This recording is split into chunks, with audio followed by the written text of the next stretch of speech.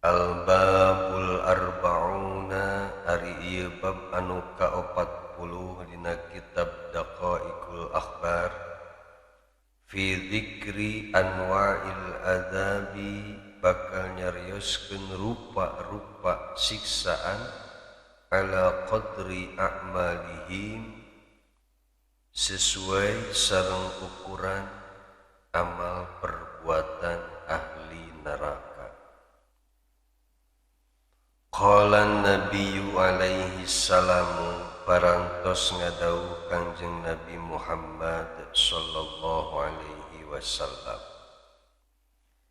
yanju minan nari bakal salamet tina siksaan neraka saha min ummati ti golongan umat kaula ba'da sittina alfasanatin saparantosna disiksa di jero neraka 60.000 tahun. Ya Allah, 60.000 tahun dina jero neraka lain waktu sakedeung eta teh. Saha umat Kangjeng Nabi nu bakal salamet tapi disiksa heula 60.000 tahun di jero neraka teh? Kaumun nyaeta satu kaum simanun anu montok anu gemuk minal lu'umi tina dagingna mahzuluna akan tetapi begeng ieu kaum teh begang urus minad dini tina agamana. Jadi umat Kangjeng Nabi anu bakal dibebaskeun dina jero neraka setelah 60.000 tahun disiksa di neraka teh nyaeta ciri-cirina eta jelema teh montok awakna dagingna loba tapi begeng dina urusan agama. Eueuh nanaonan kade nu awakna gendut kade ulah sampai bodoh tina agama kudu loba ngaji. Mungkin ieu teh gambaran jelema-jelema anu selalu memperhatikeun duniawina hungkul, mikiran dahar jang isuk, mikiran dahar jang sore, mikiran itu mikiran ieu kabeh urusan dunia dipikiran dipikamelang, tapi sama sakali henteu daek merhatikeun urusan akhirat. Mungkin ialah jelemana digambarkeun ku Kangjeng Nabi montok awakna mah da diurus wae tapi begang dina urusan agama, teu hayangeun sama sakali mikiran tentang agama. Pan ieu ngalayah jelema model kieu. Ya Allah, ya Rabb, mudah-mudahan urang sing ulah kaasupkeun golongan jalma anu mana deui ciri umat Kangjeng Nabi nu bakal disiksa 60.000 tahun di neraka?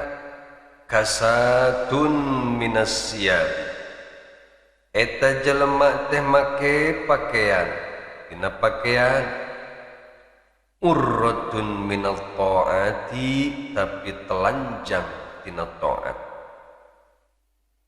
Baju dohir mah dialus-alus, make baju gamis oge nu hargana mahal, jubahna ge hargana mahal, make sorban, make udeng-udeng. Bagus eta oge ngan lamun kosong tina ibadah, lamun kosong tina taat, berarti eta baju hanya sebagai kedok doang. Ieu nu bakal disiksa 60.000 tahun dina jero neraka. Saha eta teh? Alimuna, eta teh jelema-jelema pinter, jelema-jelema anu ngarti kana ilmu agama tapi teu dipake ka ilmuanana. Naudzubillah min dzalik.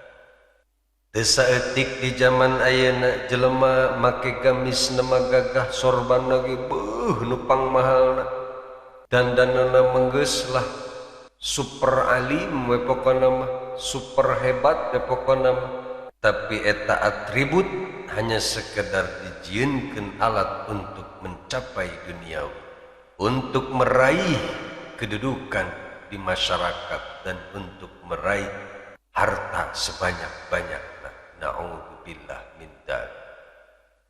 Ialah anu ku Allah Subhanahu wa taala diperingatkeun dina surat Ar-Rum ayat 7.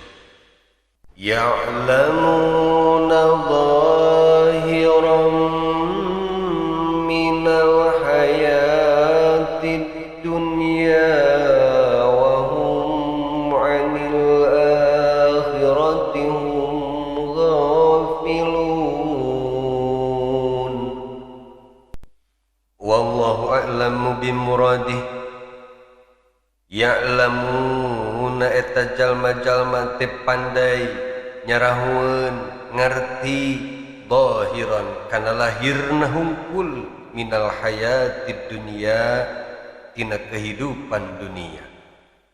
Wahum akan tetapi eta jalma-jalma teh anil akhirati tentang akhirat hum ghafiluna eta jalma-jalma teh lalai nyepelekeun ai jahiluna tegesna jalma-jalma anu bodoh katipu ku dunia berarti eta jelema teh naudzubillah min dzalik.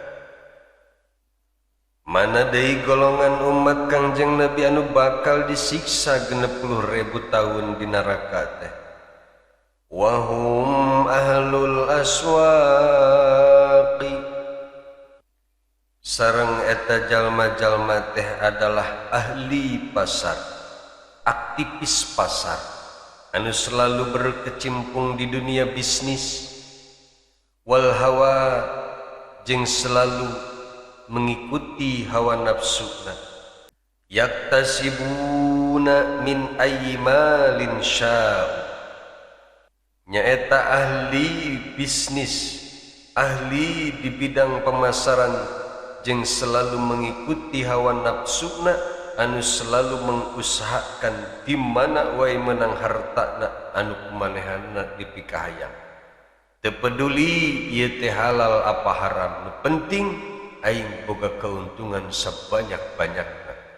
Ieulah jelema anu diancam bakal asup ke neraka sareng bakal disiksa selama 60.000 tahun. Lain ulah jadi ahli pemasaran, lain ulah jadi ahli bisnis, tapi nu ulah teh jadi ahli bisnis tapi teu paduli halal jeung haram. Jadi umat Islam kudu jadi ahli di bidang perdagangan supaya hirup ulah jadi pengemis, supaya hirup ulah jadi miskin. Maka umat Islam harus tampil terdepan dalam bidang perbisnisan. Tapi ingat, ketika orang geus menguasai bisnis, ketika orang geus menguasai perdagangan, maka orang harus ingat aturan-aturan yang telah ditetapkan oleh agama Islam. Tapi lamun orang menjalankan bisnis apapun tanpa memperdulikan syariat agama, tepaduli halal haram, nu penting loba keuntungan, la yubalillahu ta'ala, maka Allah moal memperdulikan min ayyi babin yadkhulunan nara, di mana wae eta si jelema bisa asup kana jero neraka. Naudzubillah min dzalik. Seolah-olah Allah mengingatkan lamun anjeun bisnis tanpa memperdulikan halal haram, lamun anjeun bisnis tanpa make syariat Islam, pek pilih ku anjeun rek asup ka neraka jalan mana kumaha maneh. Naudzubillah.